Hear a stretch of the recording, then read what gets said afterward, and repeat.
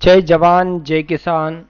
दिनांक 25 जानेवारी 2023 पासून MPSCच्या अन्यायकारक कृषी सेवा मुख्य परीक्षे अभ्यासक्रमाविरोधात चालू असलेल्या आंदोलनातील खरंच या आंदोलनकर्त्याची नेमकी मागणी काय आहे आणि ती मागणी कोणत्या ग्राउंडवरती आधारित आहे या बाबी आपण या ठिकाणी पाहणार आहोत. नेमकी मूलभूत मागणी काय आहे आणि ही मागणी करत असताना कोणत्या गोष्टीचा आधार कृषी अभियंते घेत आहेत ही बाब देखील सर्वांना माहीत होणं गरजेचं आहे. त्यामधील पहिला मुद्दा आहे सन 2011 ते 18 काळामध्ये झालेल्या कृषी सेवा मुख्य परीक्षेला 400 गुणांपैकी 320 गुणांचा BSc कृषी पदवीचा तर 280 गुणांसाठी बीटेक कृषी अभियांत्रिकी अभ्यासक्रम असल्याने 40 गुणांचा अधिकचा फायदा BSc कृषी पदवीधरांना देण्यात आल्याने कृषी अभियांत्रिकी पदवीधरांना समान संधी मिळाली नाही. मुद्दा क्रमांक 1 मांडला आहे आणि तो अंकानिशी मांडला आहे. हे गुणभारांकन हे मला पण मी दिलेल्या परीक्षेत जाणवलेलं आहे. सन 2011, 12, 16, 17 व 18 साली झालेल्या सर्व परीक्षेमध्ये केवळ 5% कमी निवड कृषी अभियंत्यांची झाली. यास आयोगाचे चुकीचे धोरण कारणीभूत आहे. म्हणजेच वरती जो काही 40 मार्काचा अधिकचा फायदा BSc ॲग्रीच्या पदवीधरांना मिळतो त्यामुळं ही निवड होऊ शकलेली नाहीये असं बीटेक कृषी अभियंत्यांचं म्हणणं आहे.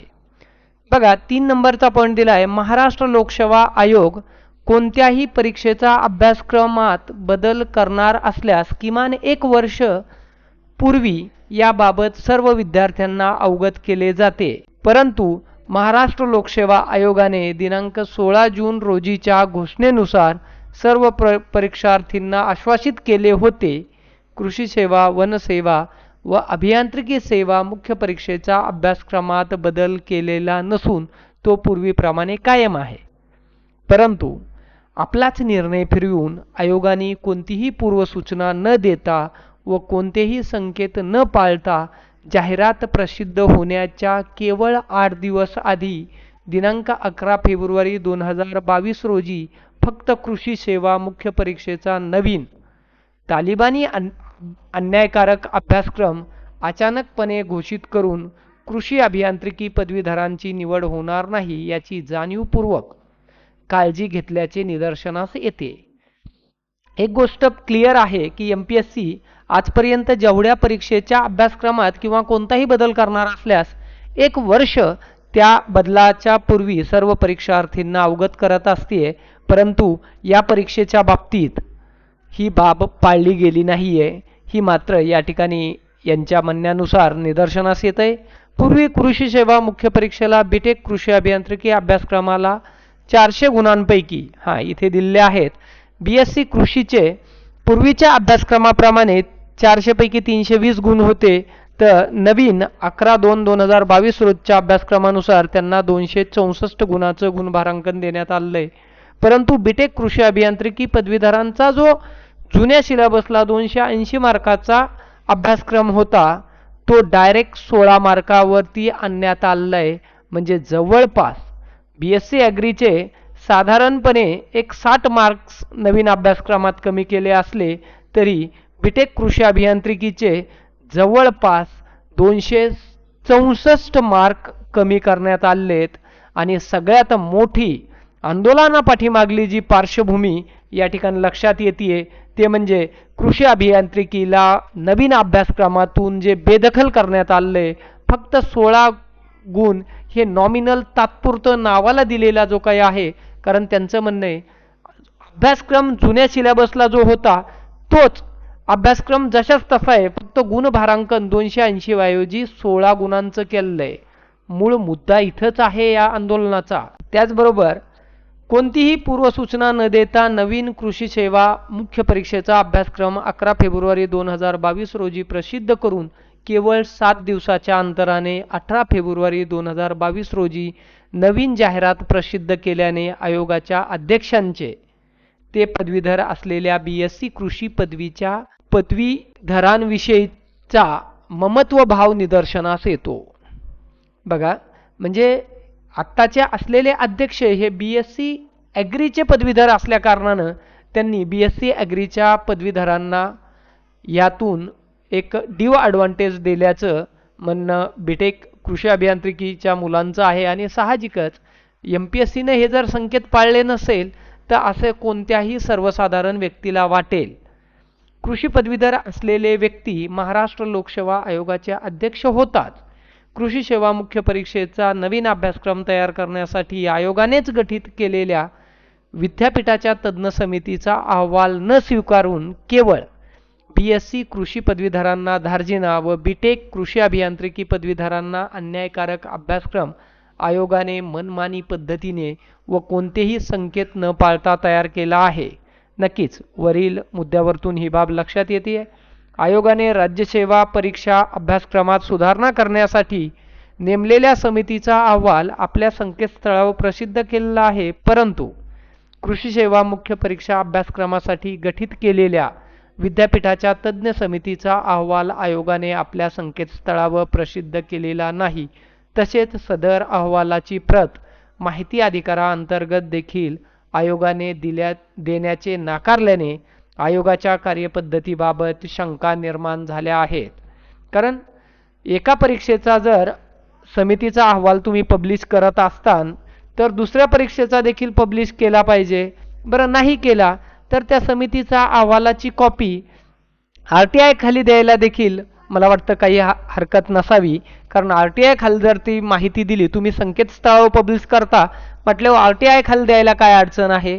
कोणती देशाची सुरक्षितता किंवा सुरक्षेला धोका निर्माण होतोय यामधून?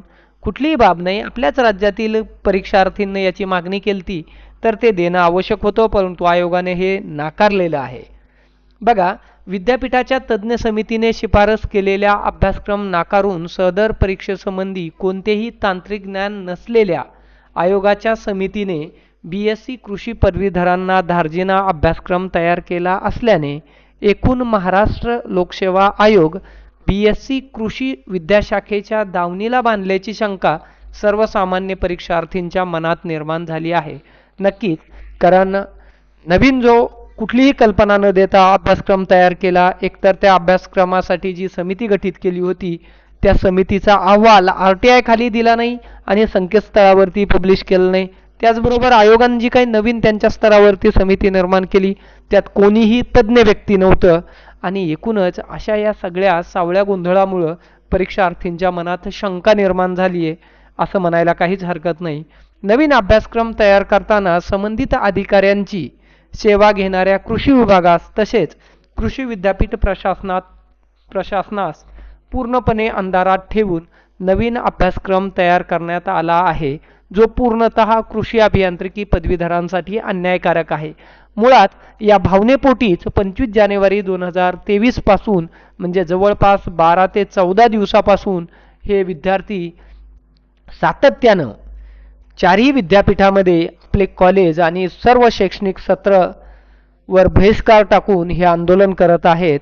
तसेच आयोगाच्या सर्व संकेतांना तिलांजली देणारा दिनांक 11 फेब्रुवारी 2022 रोजीचा कृषी सेवा मुख्य परीक्षेचा नवीन तालिबानी अन्यायकारक अभ्यासक्रम किमान पूर्वीप्रमाणे चालू ठेवण्याबाबत माननीय राज्यपाल महोदय, कृषी विभाग महाराष्ट्र शासन तसेच महाराष्ट्रातील चारही विद्यापीठांच्या कुलगुरू महोदयांनी दिलेल्या पत्रास देखील आयोगानं BSc कृषी पदवी धार्जिण्या धोरणापुढे केराची टोपली दाखवून अवमान केल्याचे निदर्शनास येते. नक्कीच या नवीन अभ्यासक्रम तात्काळ रद्द करून आहे तो जुन्या अभ्यासक्रमानुसार परीक्षा घेण्याबाबत राज्यपाल महोदयांनी MPSCला पत्र दिले होते. कृषी विभागाने देखील असे पत्र दिले होते. महाराष्ट्रातील चारही विद्यापीठाच्या कुलगुरूंनी देखील याबाबत MPSCला पत्र दिलं होतं. परंतु MPSCनं या सर्व महोदयांचं न ऐकता किंवा यांच्या पत्राची कुठलीही दखल न घेता जे काही आपलं स्वतःचं म्हणणं पुढे रेटलेलं आहे त्या माध्यमातून या सर्व महोदयांची अवमान झाल्याची भावना परीक्षार्थींच्या मनात निर्माण झाल्याची बाब जी आहे ती 12व्या मुद्द्यानिशी इथं मांडलेली आहे. बघा, त्याचबरोबर 13व्या मुद्द्यामध्ये महाराष्ट्र लोकसेवा आयोगामार्फत घेण्यात येणाऱ्या सन 2023 पासूनच्या तांत्रिक सेवेअंतर्गत वनसेवा मुख्य परीक्षा, BSc कृषी अभ्यासक्रमाला व BTech कृषी अभियांत्रिकी अभ्यासक्रमाला समान गुण भारांकन असून वरील दोन्ही अभ्यासक्रम एकमेकांना समतुल्य देण्यात आले आहेत. परंतु कृषी सेवा मुख्य परीक्षेमध्ये मात्र कृषी अभियांत्रिकी अभ्यासक्रमाला दुय्यम स्थान देऊन BSc कृषी पदवीधर असलेल्या आयोगाच्या अध्यक्षांनी BSc कृषी पदवीधरांना जाणीवपूर्वक झुकते गुणभारांकन देऊन कृषी अभियंत्यांना बेदखल केले आहे. ही एक भावना सर्व आंदोलनकर्त्या कृषी अभियंत्यांची आहे. दिवसेंदिवस कृषी विभागातील बदलते कामाचे व कृषी अभियांत्रिकी संबंधित योजनांचे वाढते प्रमाण याचा विचार करून केंद्र सरकारने दिनांक 24 जुलै 2018 रोजी तसेच 3 ऑगस्ट 2018च्या पत्रान्वये वेळोवेळी कृषी अभियांत्रिकी पदवीधरांची कृषी अभियांत्रिकी संबंधीच्या योजनांची योग्य पद्धतीने अंमलबजावणी होण्याकरिता कृषी विभागाअंतर्गत स्वतंत्र नियुक्ती करण्याबाबत कळवलेले आहे.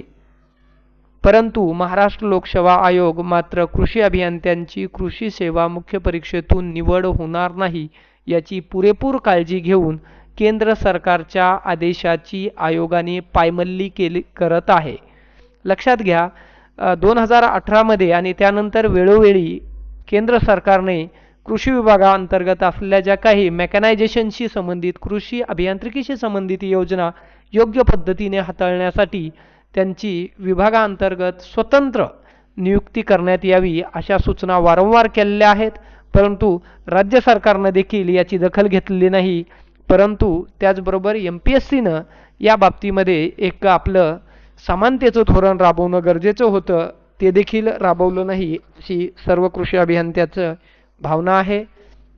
बघा, 15व्या मुद्द्यानुसार शासन निर्णय 7 सप्टेंबर 2011 आणि शासन निर्णय 22 एप्रिल 2021 अन्वये कृषी विद्यापीठामार्फत चालवल्या जात असलेल्या सर्वच्या सर्व 7 ते 8 विद्याशाखा ह्या समतुल्य असल्याचे महाराष्ट्र शासनानं घोषित केलेलं आहे. परंतु महाराष्ट्र लोकसेवा आयोग मात्र आपल्या मनमानी BSc कृषी पदवीधारजीच्या कारभाराने वरील शासन निर्णयाला देखील केराची टोपली दाखवत असल्याचे आपल्या निदर्शनास आणून देण्यात येत आहे. साहजिकच जर हे समतुल्य असतील तर संबंधित परीक्षेमध्ये प्रत्येक डिग्रीला किंवा विद्याशाखेला समान गुण भारांकन किंवा त्यांचे सेपरेट वैकल्पिक विषय घेणं अपेक्षित होतं. परंतु MPSCनं असं न केल्यामुळं साहजिकच सर्व परीक्षार्थींची ही भावना निर्माण झाली आहे आणि जी कुठेतरी योग्य असल्याचं देखील आपल्याला लक्षात येते. माननीय कृषी मंत्री महाराष्ट्र राज्य यांनी माननीय डॉक्टर मनीषा कायंदे विधान परिषद सदस्य यांच्या विशेष उल्लेख सूचना क्रमांक 76 ला दिनांक 22 नोव्हेंबर 2022 रोजी दिलेल्या उत्तरामध्ये आयोगाने दिनांक 11 फेब्रुवारी 2022 रोजी प्रसिद्ध केलेला कृषी सेवा मुख्य परीक्षा अभ्यासक्रम सदोष असून तो जास्त प्रवेश क्षमता असलेल्या BSc कृषी पदवीधरांना अनुकूल असल्याने त्वरित सदर अभ्यासक्रमाचा फेरविचार करून सर्वांना समान गुण भारांकन ठेवण्याबाबत सूचना केलेल्या होत्या. परंतु तरी देखील आयोगाने आपल्या BSc कृषी धारजीने धोरण कायम ठेवल्याने राज्याच्या लोकशाहीचे मंदिर असलेल्या विधानसभेचा देखील महाराष्ट्र लोकसेवा आयोगाने अवमान केल्याची भावना कृषी अभियंत्यांच्या मनात निर्माण झाली आहे. मित्रांनो, साहजिकच या ठिकाणी आपल्या सर्वांच्या लक्षात येईल की विधानसभा विधान परिषद हे आपल्या राज्याच्या लोकशाहीचे मंदिर आहेत. विधानसभा विधान परिषद आणि कृषी मंत्र्यांनी दिलेला आदेश किंवा दिलेलं पत्र म्हणजे महाराष्ट्र शासनाचं पत्र असतंय. परंतु या पत्राला देखील आयोगानं बेदखल केलेलं आहे आणि आयोगाचं स्वतःचं असलेलं जे काय आकस्फोटीचं धोरण आहे ते पुढे राबवलेलं या ठिकाणी निदर्शनास आणून दिलेलं आहे. 17व्या मुद्द्यानुसार महाराष्ट्र लोकसेवा आयोगाने माननीय राज्यपाल महोदय दिनांक 20 एप्रिल 2022 रोजी दिलेल्या माहितीनुसार कृषी सेवा मुख्य परीक्षेमध्ये कृषी अभियांत्रिकी पदवीधरांना अवाजवी फायदा होत असल्याचे आयोगाचे म्हणणे पूर्णतः माननीय राज्यपाल महोदयांची दिशाभूल करणारे आहे. कारण कृषी अभियांत्रिकी पदवीधरांची कृषी विभागातील एकूण टक्केवारी पाहता ती 2.5% कमी आहे. तर BSc कृषी पदवीधरांची टक्केवारी 95% अधिक आहे. यातून BSc कृषी पदवी विषयीचा ममत्वभाव व कृषी अभियांत्रिकी पदवीधरांच्या विषयीचा आकस हा आयोगाचा दुटप्पीपणा निदर्शनास येतो. मुळात बघा, कृषी अभियंत्यांचं म्हणणं आहे की जर महाराष्ट्र लोकसेवा आयोगाने राज्यपाल महोदयांना जे पत्राद्वारे कळवलं की आम्ही हा नवीन 11 फेब्रुवारी 2022चा जो नवीन अभ्यासक्रम आहे तो का तयार केला, तर जुन्या अभ्यासक्रमानुसार कृषी अभियांत्रिकी पदवीधरांना अवाजवी फायदा होत होता. मुळात अवाजवी फायदा होणे म्हणजे त्या परीक्षेच्या जाहिरातीमधले किमान अर्धे पद किंवा 80% पद त्या अवाजवी फायदा होत असलेल्या विद्याशाखेच्या विद्यार्थ्यांना मिळले पाहिजेत. परंतु आज जर पाहिलं आपण तर कोणत्याही परीक्षेमध्ये 5% किंवा 10% अधिक जर पदभरतीमध्ये निवड ही कृषी अभियंत्यांची झाली नसेल तर अवाजवी फायदा होतो म्हणणं हे किती शहाणपणाचं ठरेल. आणि अशा पद्धतीनं एक दिशाभूल जी आहे राज्यपाल महोदयांची करून राज्यपाल कार्यालयाचा राजभवनाचा अवमान केल्याची भावना कृषी अभियंत्यांच्या मनात निर्माण झालेली आहे. आणि ही संयुक्तिक असल्याचं देखील त्यांनी दिलेल्या मुद्द्यावरून लक्षात येत आहे. 18 नंबरच्या मुद्द्यानुसार असं म्हणणं आहे की दिनांक 20 एप्रिल 2022 रोजीचाच पत्राने आयोगाने माननीय राज्यपाल महोदयांना कळविल्याप्रमाणे 1 ऑक्टोबर 2022च्या कृषी सेवा मुख्य परीक्षेच्या निकालाद्वारे पात्र होणाऱ्या उमेदवाराच्या शैक्षणिक अर्हतेच्या आधारे अभ्यासक्रम सुधारित करण्यात येईल असे सांगितले होते. त्यानुसार दिनांक 30 डिसेंबर 2022 रोजी घोषित केलेल्या कृषी सेवा मुख्य परीक्षेच्या निकालामध्ये पात्र 643 विद्यार्थ्यांपैकी 20 पेक्षाही कमी विद्यार्थी कृषी अभियांत्रिकी पदवीचे पात्र झाले आहेत.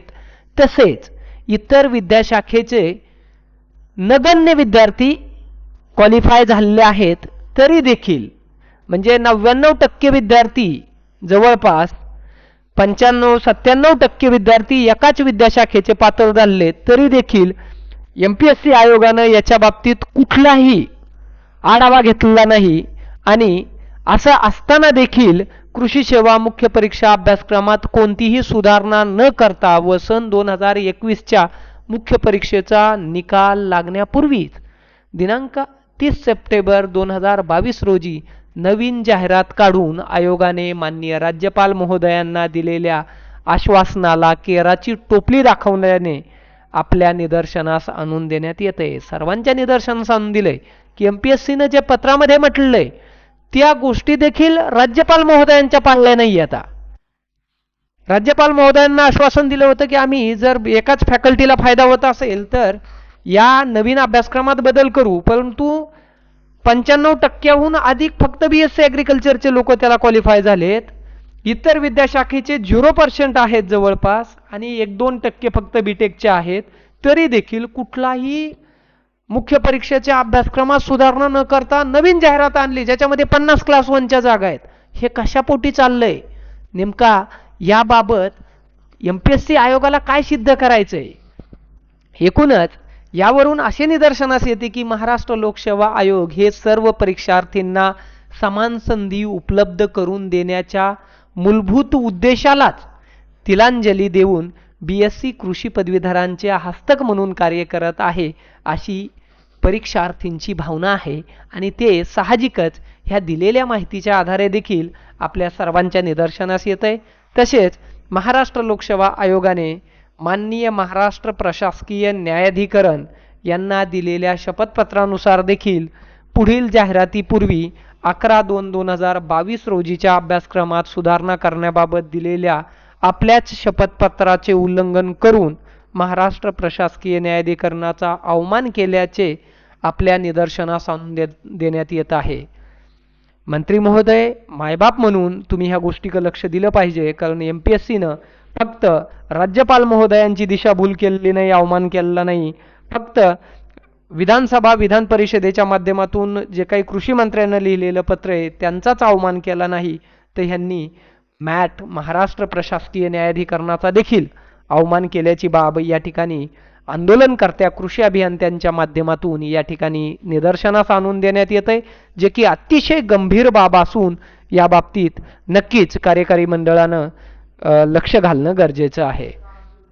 राज्य सरकारचा अतिशय महत्त्वाचा व शेतकरी हिताचा महत्त्वाकांक्षी जलयुक्त शिवार अभियान प्रकल्प गुणवत्तापूर्ण राबवण्यासाठी आवश्यक असलेले तांत्रिक ज्ञान हे कृषी अभियांत्रिकी पदवीधरांकडे असल्याने व कृषी विभागामध्ये कृषी अभियंत्यांची निवड न होऊ देण्याच्या आयोगाच्या धोरणामुळे अतिशय स्तुत्य प्रकल्पाबाबत देखील भ्रष्टाचाराचे किंवा तांत्रिकदृष्ट्या चुकीचे एक्झिक्युशन काम झाल्याचे आरोप होऊन 100हून अधिक अधिकारी कर्मचाऱ्यांना निलंबित करण्याची वेळ पाठीमागील काही काळामध्ये कृषी विभागावर आली. आजही हीच परिस्थिती कमी अधिक प्रमाणात कृषी यांत्रिकीकरण, सिंचन, संरक्षित शेती, काढणी पश्चात तंत्रज्ञान तसेच पाणलोट क्षेत्र विकास प्रकल्पामध्ये कृषी अभियंत्यांअभावी असल्याचे आपल्या निदर्शनास आणून देण्यात येते. ही बाब अतिशय गंभीर आहे, कारण आंदोलनकर्त्या कृषी अभियंत्यांचं म्हणणं आहे की जलयुक्त शिवार ही जी काही बाब आहे याच्याबाबत घडलेला भ्रष्टाचार आणि याच्याबाबत झालेल्या कारवाया महाराष्ट्रातील सर्वांना ज्ञात आहेत. ह्या कारवाया होण्यापाठीमागं एक कृषी अभियंत्यांना कृषी विभागामध्ये जो काही अपेक्षित वाटा मिळलेला नाही त्याच्यामुळं असं झाल्याची भावना आहे आणि त्यानंतर इतर प्रकल्पाबाबत त्यांनी काही मुद्दे निदर्शनास आणून दिलेले आहेत. आणि दिनांक 11 फेब्रुवारी 2022 रोजी आयोगाने कोणतेही संकेत न पाळता केवळ BSc कृषी पदवीधर धारजींना कृषी सेवा मुख्य परीक्षा अभ्यासक्रम आयोगाचे अध्यक्ष यांच्या आशीर्वादाने आणि आयोगामध्ये कार्यरत असलेल्या बहुतांशी कृषी पदवीधर अधिकारी वर्गांचे कारस्थान असल्याचे उघडपणे निदर्शनास येते. एकूणच वरील सर्व मुद्द्यांचा विचार करता हे सगळ्या बाबी त्यांनी एक्सपोज केलेल्या आहेत. आता यांच्या नेमक्या मागण्या काय आहेत? खालील प्रमुख मागण्या पूर्ण होईपर्यंत कृषी अभियंते आपल्या न्याय हक्कासाठी आपले आंदोलन सुरूच ठेवतील. पाहूया नेमक्या मागण्या काय आहेत. BSc कृषी पदवीधर धारजिन्या कृषी सेवा मुख्य परीक्षा अभ्यासक्रमानुसार घेतलेल्या सन 2021 व 22च्या जाहिरातीला तात्काळ स्थगिती द्यावी. साहजिकच जो अभ्यासक्रमच सदोष आहे आणि ही बाब जर त्यांनी विविध पुराव्याच्या आधारे आपल्या निदर्शनास आणून दिलेली आहे तर मायबाप राज्य सरकारनं याच्यामध्ये दखल घेऊन याची शहानिशा करावी आणि त्यात जर नक्की तथ्य असेल तर ह्या दोन्ही जाहिराती तात्काळ स्थगित कराव्यात. स्पर्धा परीक्षेतील समान संधीच्या तत्वानुसार कृषी सेवा मुख्य परीक्षेमध्ये कृषी अभियांत्रिकी व BSc कृषी अभ्यासक्रमास समान गुण भारांकन असावे. साहजिकच एखाद्या परीक्षेमध्ये जर विविध विद्याशाखा पात्र असतील तर सर्वांना समान संधी मिळली पाहिजे, एक लेव्हल प्लेइंग फील्ड मिळली पाहिजे आणि नक्कीच आयोगाचा देखील हाच उद्देश असला पाहिजे. अशा दृष्टिकोनातून सर्वांना समान गुणभारांकन असलेला अभ्यासक्रम असावा ही एक न्यायिक मागणी या ठिकाणी त्यांनी दिलेली आहे. परीक्षार्थींना समान संधी उपलब्ध करून देण्याच्या व निष्पक्ष निवड प्रक्रिया राबवण्याच्या आयोगाच्या मूलभूत धोरणाला तिलांजली देणाऱ्या महाराष्ट्र लोकसेवा आयोगाच्या माननीय अध्यक्षांचा तात्काळ राजीनामा घ्यावा. याबाबत मात्र खूप मोठ्या प्रमाणात आपण पाठीमागल्या काही कालावधीमध्ये नवीन अध्यक्ष कृषी पदवीधर असलेले जेव्हा नियुक्त केले गेलेत तिथून पुढला जर एक ट्रॅक रेकॉर्ड त्यांचा पाहिला तर लक्षात येईल प्रत्येक परीक्षेमध्ये कुठला ना कुठला काही ना काही गोंधळ झालेले आहेत आणि एकही परीक्षा अद्यापपर्यंत यशस्वीरित्या शांततेच्या कुठल्याही इश्यू न होता पार पडलेली नाही. आणि या परीक्षेच्या अभ्यासक्रमाबाबत तर MPSCचे रेग्युलर संकेत देखील पाळण्यात आलेले नाही आहेत आणि ही बाब अतिशय गंभीर असल्याने मायबाप राज्य सरकारनं याच्यामध्ये तात्काळ दखल घ्यावी अशी एक विनंती आंदोलनकर्त्या कृषी अभियंत्यांनी केलेली आहे. तसेच सदोष निवड प्रक्रिया राबवण्याबाबत आयोगामध्ये कार्यरत सर्व कृषी पदवीधर अधिकारी कर्मचारी यांना तात्काळ बदली करण्यात यावी, कारण हा एक मोठा आरोप जो आहे तो कृषी अभियंत्यांच्या माध्यमातून लावला गेलेला आहे की आयोगामध्ये जे काही उपसचिव, अवर सचिव किंवा जे काही अधिकारी वर्ग आहे ते मोठ्या प्रमाणात कृषी पदवीधर असल्या कारणानं त्याचा एक ॲडव्हान्टेज किंवा त्याची एक कल्पना, त्याचा एक फायदा BSc कृषी पदवीधरांना विविध परीक्षेमध्ये होत असतो. हा एक सूर सर्व कृषी अभियंत्यांचा आहे. त्यानंतर जी काही पाचवी मागणी आहे ती आहे कृषी विभागातील विविध योजना गुणवत्तापूर्ण राबवण्यासाठी आवश्यक स्पेशलायझेशन बाबत कृषी विभागाच्या बाहेरील विविध विषयाच्या तज्ज्ञ समितीमार्फत आकृतीबंध तयार करण्यात यावा. कारण या माध्यमातून त्यांचं म्हणणं आहे की जे काही कृषी विभागाच्या विविध योजना राबवल्या जात आहेत त्या योजना राबवण्यासाठी स्पेशलायझेशन असलेलं विद्यापीठातील शैक्षणिक पात्रता असलेल्या पदवीधरांची साठी त्या योजना राखीव किंवा त्या योजनेमध्ये तेच लोक काम करतील किंवा त्याच्या संबंधी कोणते पदवीधर आहेत याबाबत एक आकृतीबंध तयार करावा, जेणेकरून कुणीतरी एका दुसऱ्या पदावरती अतिक्रमण करतंय ही भावना होणार नाही.